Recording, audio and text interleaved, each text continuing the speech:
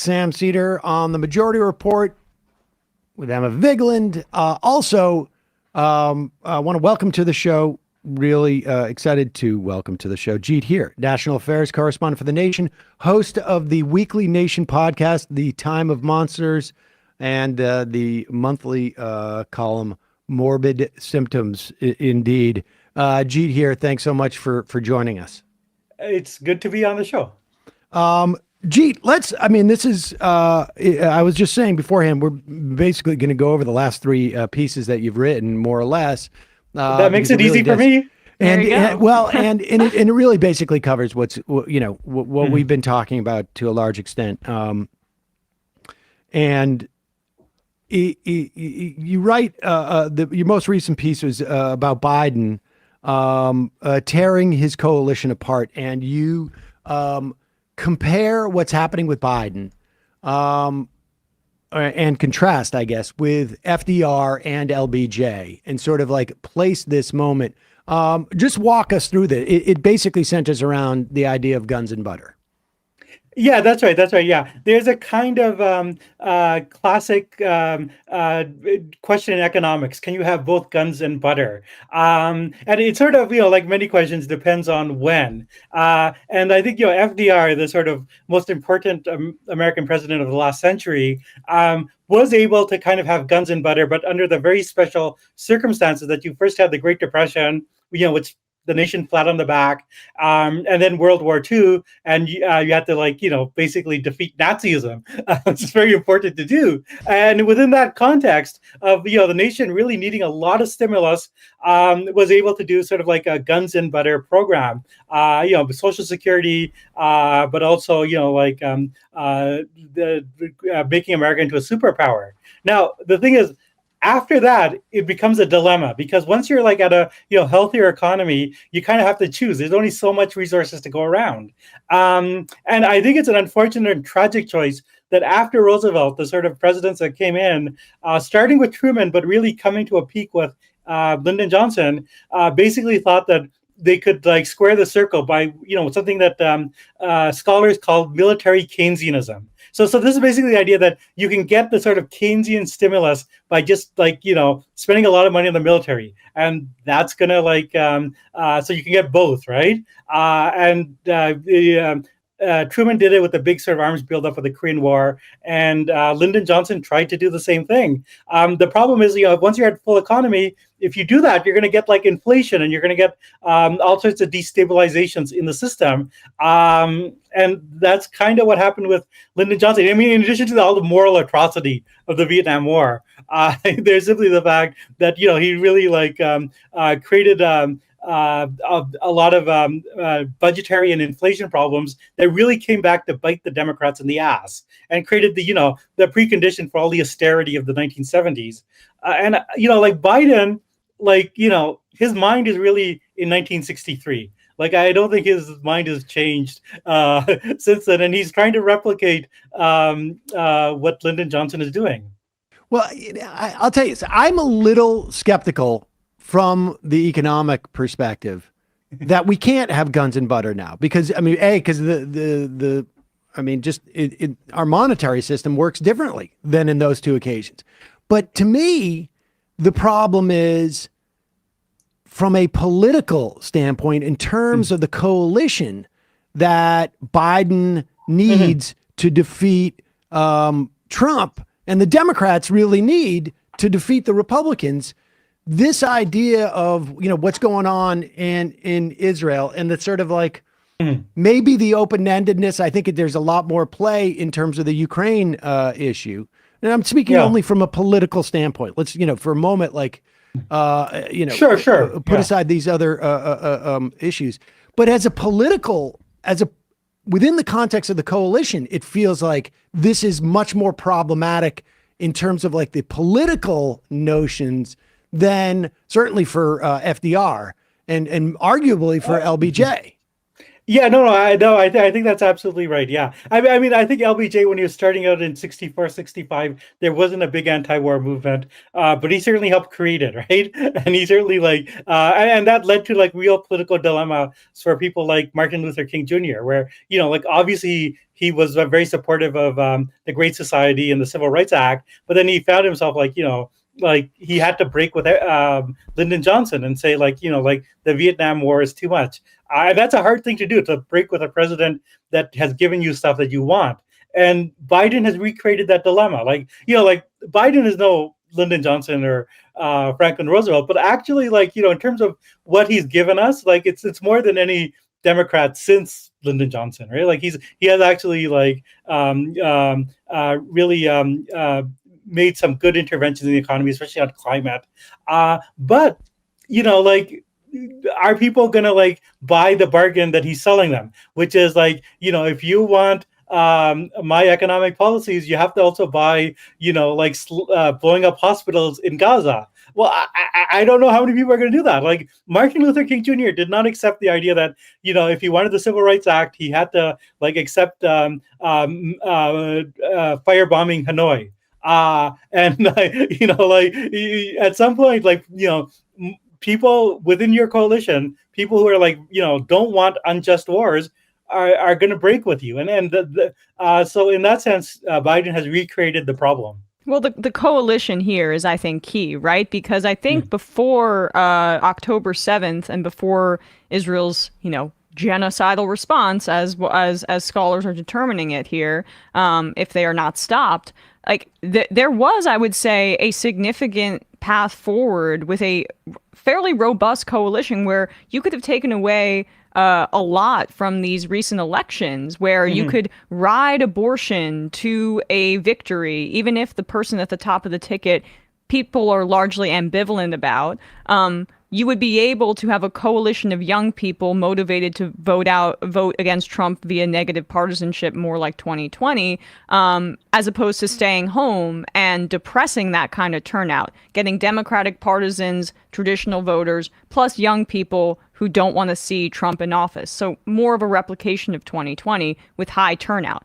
Biden desperately needs high turnout, right? And that is a major problem if you're going to depress some percentage of the population who doesn't want to sign on to what many young people honestly feel is a genocide. And you can say, like, that's not rational.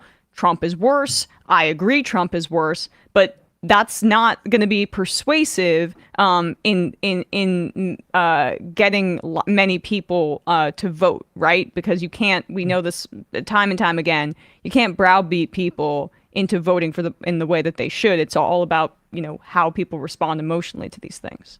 Yeah, no, that's absolutely right. And people, it's not just a matter of emotion. Like I think people are right to kind of like draw a line. Like, Sure.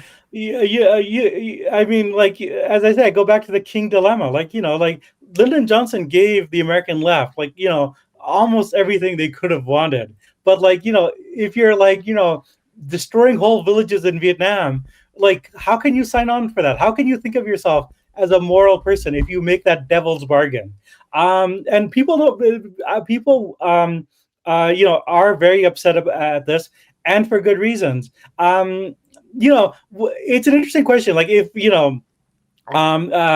this war hadn't broken up, I do think you're right that the coalition could have kept together. I still have questions about the guns and butters things, because I actually think that you have to have some priority in government spending. I think what Biden and Jake Sullivan and Blinken are thinking is they can recreate the Cold War. They can recreate the idea that, we have to fight China, so we're going to get Republicans on board to finance a lot of infrastructure spending, a lot of scientific research, and we'll get rid of the gridlock. I don't think that would work. I don't think Republicans are on board for that. We certainly already saw that with Ukraine spending. And I actually don't think, if you think about what the priorities we actually need to spend money on, building solar panels. We need to build a Green New Deal, and you don't get a Green New Deal by funding the Pentagon to $1 trillion. That's just not the path forward. What do you think? I mean, the I mean, there are cables now coming in from like ambassadors in the Middle East, U.S. ambassadors that are being leaked, saying that this is, they're appalled and sort of shocked at what Biden's doing. There are 1,000 State Department workers essentially who are, releasing letters type of situation. And there was this piece in the Huffington Post today about congressional members of Congress, Democratic members of Congress, sort of completely caught off guard about the politics here. I just want to read this one graph from it. Another staffer said it did not occur to her superiors that some constituents would have personal ties to Gaza, which she realized when a caller said the bombardment had just killed most of his friend's family. The statement we're authorized to use doesn't contain any sympathy, the staffer said. It isn't part of any statement to say, I'm sorry that happened to you. She went off script to tell the caller she was sorry. An astounding number of callers say they are committed to never voting for their member again unless they support a ceasefire, several staffers said. Some constituents even promised to go further and mobilize friends and neighbors to vote against them. Some members equally fervent in believing this will blow over. It really feels, I mean, just, again, strictly as a political matter, that the president and Democratic leaders in the Senate, Bernie Sanders, and members of Congress really had maybe no sense of how committed Netanyahu was to staying in office, which means ongoing killing until people forget that he should, be going to jail, and that there would be this kind of reaction from the American public. Yeah, no, I think one way to see this, the prism to use, is gerontocracy. That like the sort of the president, the Senate, and the Congress are like much older than the American people, and that's more true of the Democrats than of the Republicans. And so I think that a lot of these people, their mental universe is like 1967 or 1973, when there was kind of like very strong, full-throttled American support. And among older people, there is more of that. But like among younger people, like if you're under like 30 or under 40, the only Israel you've ever known is Netanyahu and Sharon, right? Yeah. Like the only Israel you've ever known is the one that's bombing Gaza. And certainly like younger people especially have a lot more friends that are like multicultural, coming from different backgrounds, and just have are more in line with the rest of the world, really. So you have a sort of democratic leadership that like was totally caught off guard by the fact that like a large part of their base, their constituency, is not on board of this. There's overwhelming support among Democratic voters for a ceasefire, and more broadly for an even-handed approach, for the United States being even-handed. I honestly think there's possible explanations of like donor class and stuff like that, but I honestly think the explanation is that Biden and unfortunately Bernie Sanders are living in a mental universe that is far in the past. Yes, and you also see that in the coalition of those who are supporting a ceasefire in the House. Not one white member is supporting a ceasefire. It is all progressive POCs who are behind a ceasefire at this point. And like, is there any kind of pause from the gerontocracy to understand, like, are we racist? Are we racist? Like, are we discounting the views of Black and brown people in this country who feel an intrinsic kind of solidarity with Palestine and what they've experienced? And is it because they're just all anti-Semitic all of a sudden? Or is it because they see something in the Palestinian people that is reflected in their own domestic experiences or the experiences of their ancestors or their family?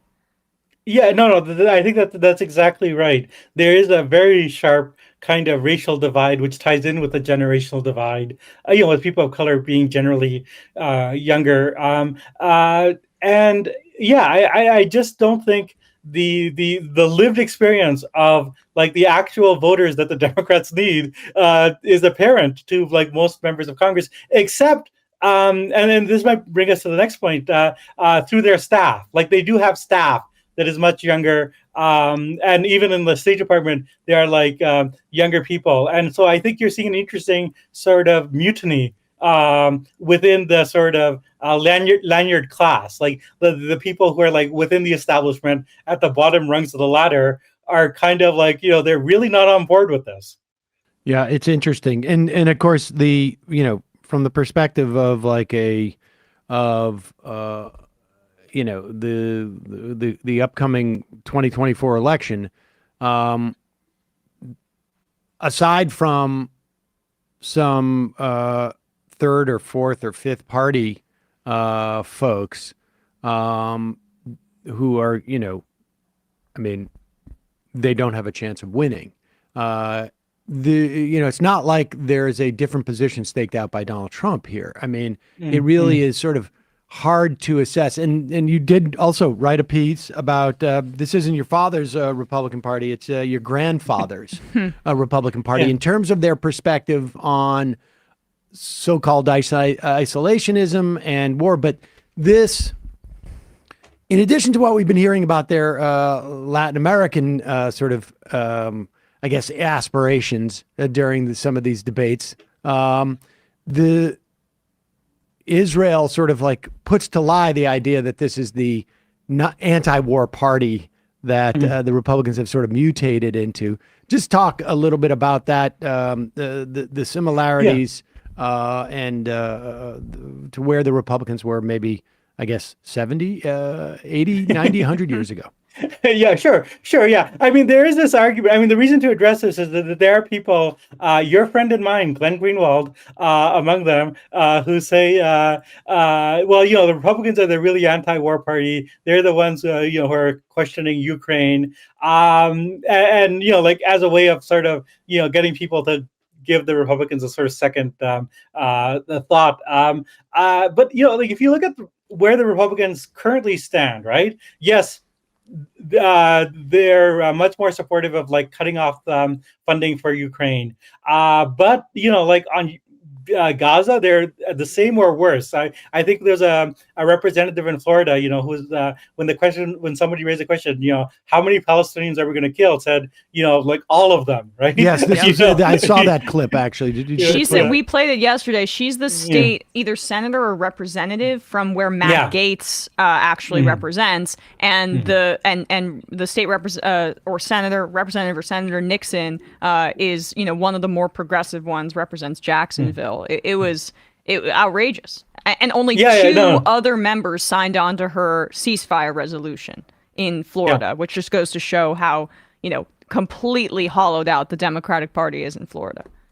Yeah, no, and so there's that, but if you looked at the debates, I wouldn't encourage anyone to look at the debates, but like all of the Republican candidates were like very, their whole thing in Gaza was finish the job. Which, if you think about what's happening, like finish the job, right. Means mass death. A final solution. I think that's what we're basically saying. Yeah, this is the final solution for the Palestinian people. I mean, No. So there's that.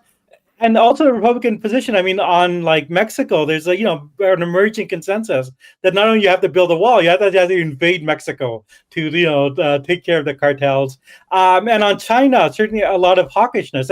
And if you circle back to Ukraine, a lot of the arguments for like not funding Ukraine are basically like, well, we have to have resources to fight China and Mexico, right? And we want to split Russia and China apart. So when we do go to war with China, that is we have all our ducks in a row. Now, to me, that's not isolationism. That's not anti-war. It's like you don't want to fight a war in Europe, but you want to fight wars everywhere else. As it happens, what's interesting is that this is like exactly parallel with the policies of the 1930s and 40s that people falsely call isolationism. People are familiar with Charles Lindbergh, the America First movement, Senator Robert Taft. And, if you actually study what these people wanted, like they, first of all, said, like, we don't want to be involved with Europe. Like, let's make Mr. Hitler overlord of Europe. if that's what's going to happen, so be it. But we don't want to be involved with Europe because our destiny is in the Western Hemisphere and in Asia. We want to be strong enough to dominate the Western Hemisphere and to expand into Asia. And so my understanding of all this is basically the foreign policy of settler colonialism, right? You don't want to fight other white people. They already have civilizations, and you want to trade with them and make deals with them. You want to make deals with Hitler, and you want to make deals with Putin, right? They see Putin as part of this, the white nations. The destiny of America is to dominate the non-white peoples. It's to dominate resources extraction. Trump, wanted to have coups in Venezuela and elsewhere so he can, take the oil, right? It's the take the oil philosophy, which is not an anti-war philosophy, right? and it is a philosophy of seeing America as a white nation with a destiny to rule over the non-white world and to make peace with whoever is the white kingmakers of Europe, whether it's Hitler or Putin. It's sort of to extend what you were writing about in your first piece. This is not a guns or butter situation. It's a guns or guns sort of doctrine for the Republican Party in this instance. And it is, was it earlier? It has an interesting, it's actually more coherent than the Democrats, right? Like if you say guns and guns, then you have everyone's on board in the Republican Party. They love guns, right? Right. It's just a question of where do we point them? Which direction are we firing them off in? So as the Republicans are united on a guns and guns program, Biden is dividing his own party on guns and butter. So, which means that Biden to pursue this foreign policy, which is basically geared towards letting Benjamin Netanyahu do what he wants, in Gaza, is willing to destroy his own coalition, get Trump reelected, and possibly end American democracy. And it completely undercuts the gains that were made in the withdrawal of Afghanistan and the recognition that our multi-decade policy in the Middle East was a massive failure.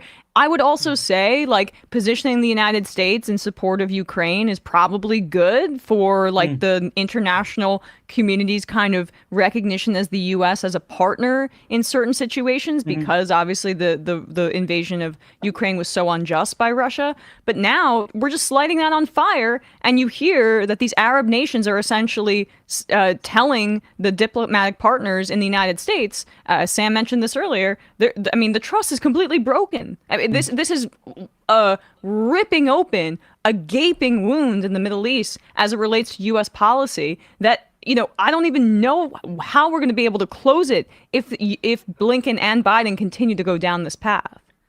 Yeah, no, that's such a crucial point, and it extends beyond the Middle East. There's a good report on this in the Financial Times a few weeks ago. But basically, in the global South, all the diplomats there, in Asia, in Africa, in Latin America, they're going to the Americans and saying, "You want us to support Ukraine because of the international liberal order and the idea that you shouldn't invade other countries and the idea of human rights."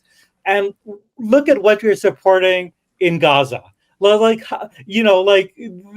totally full of, what you're full of, right? You're totally full of crap. It's totally hypocritical. Your basic policy is, for the Russians, we want the rule of law. For Israel, anything goes. And so they've totally destroyed any coherent foreign policy. If Biden has a foreign policy that goes beyond just maintaining the empire, it is we're going to restore the international respect for the United States that was lost under Trump. Yes. And we're going to restore the idea of an international liberal order where there are rules, where human rights is respected, where democracy is promoted. And you can't do that and support what you're supporting in Gaza. It's a totally, you've totally destroyed your own policy. Do you think that they in the White House are just well, we broke it. We broke it already at this point. So, rather than, I don't know, the only example I could use is playing blackjack.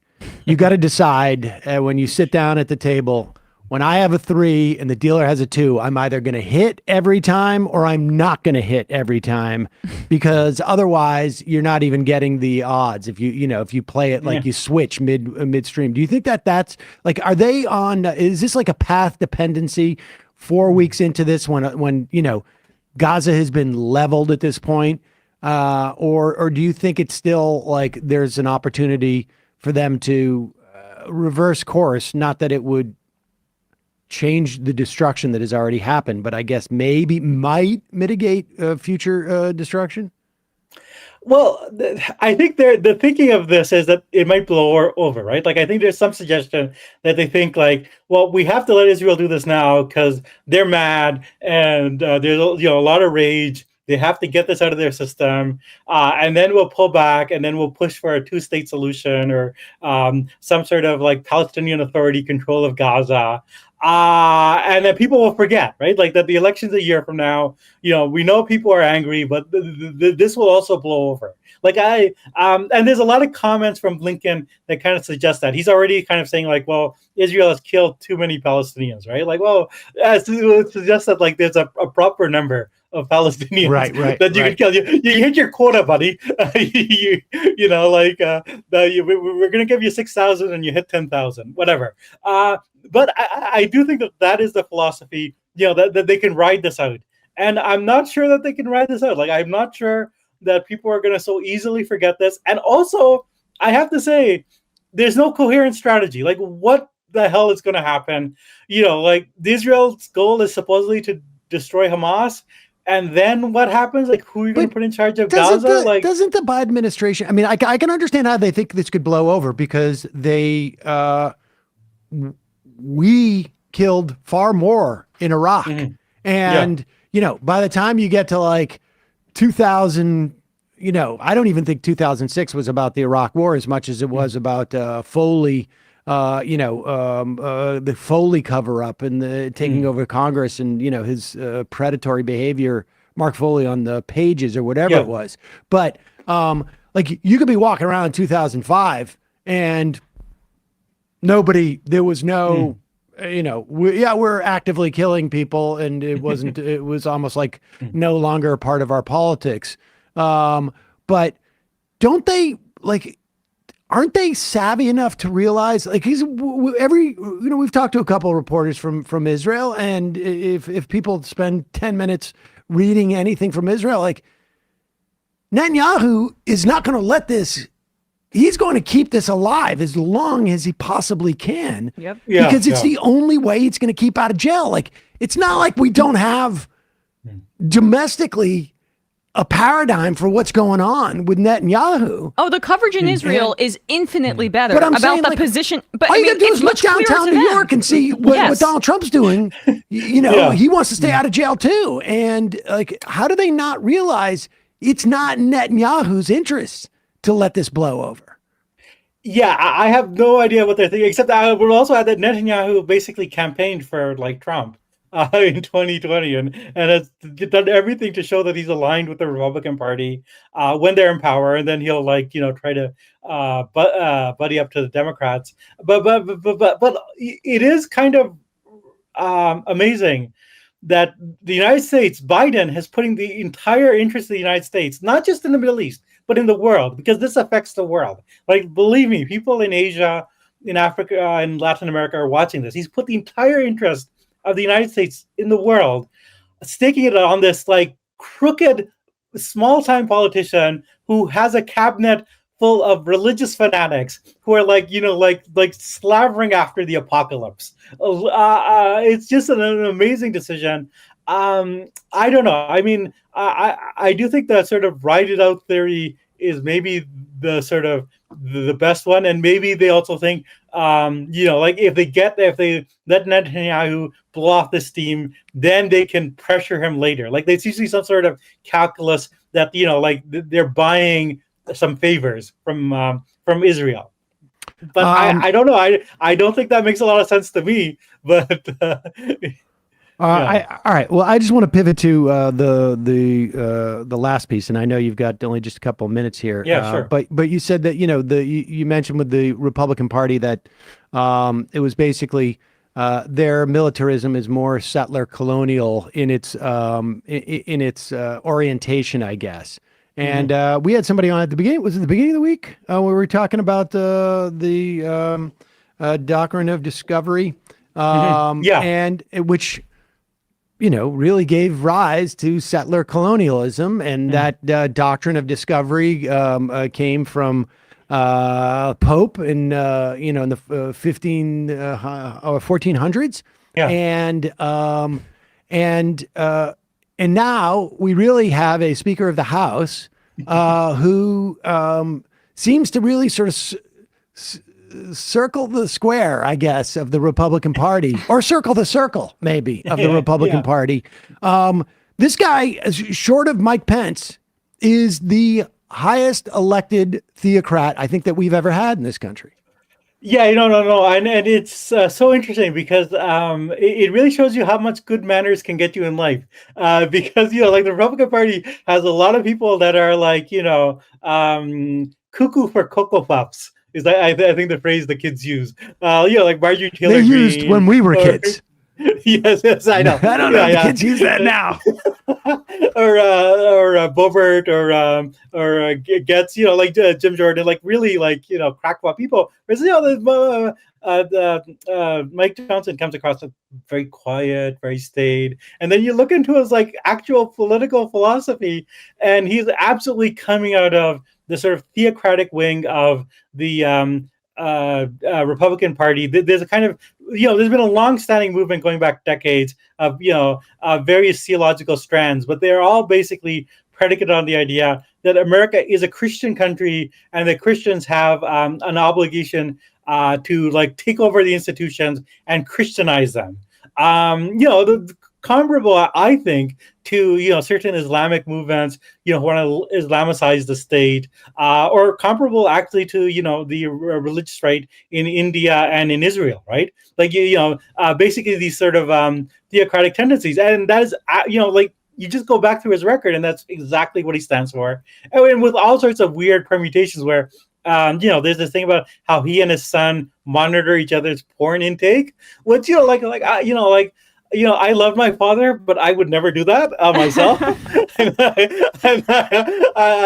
think there's certain things that you want to keep to yourself. But in any case, I mean it's fascinating, and the other sort of like development along those lines is we saw Rick Santorum say this the other night about democracy. You read stuff that's coming out of like the Claremont Institute. They are really geared up, and Mike Johnson himself was a key instrument in the January 6th like planning and execution and whatnot, and the idea of he him wanted to legally kind of ratify it. He was on the front lines. Sorry, go on. And the point being is if he's the Speaker of the House, and everybody, all these Claremont Institute people and the Rick Santorums, who's also sort of a right-wing theocrat, from back in the day, Trump becomes their Caesar. I mean, they're actively saying this type of thing. No. They are actually saying, what we need is a red Caesar, I guess a red state Caesar. And it is, it's interesting on the right. There's a lot of projection going on because they had actually accused Barack Obama of being like the American Caesar and like trying to take over the state. But now they're like, well, actually, we need our own Caesar. And it's interesting, like they even use a metaphor. Like they often, like on January 6th, they use this metaphor, are we going to cross the Rubicon? Where I come from, like crossing the Rubicon is usually seen as a bad thing, right? Like, that was a moment where Caesar came back into Rome and took power. But they're thinking of this as like, this is what we want, let's cross that Rubicon. It's a very dire thing. It is a sort of merger. I think there's longstanding anti-democratic tendencies in America that are more secular. That are among people on the right who have never liked democracy, have never liked especially multiracial democracy and sharing the country with Black people. But now it's combined with this sort of theocratic argument, and I think one problem with that is like you can't actually have a political argument with someone like that, right? You can't have the give and take of politics, where you try to reach some sort of settlement. Like they want what they want, and they'll do what they want to get it. Jeet Heer, national affairs correspondent for The Nation, also a host of the weekly Nation podcast, The Time of Monsters. We'll put a link to all that in our podcast and YouTube description today. Thanks so much for coming on, man. Really appreciate it. Oh, it was great. It was great talking to you guys. Thanks so much.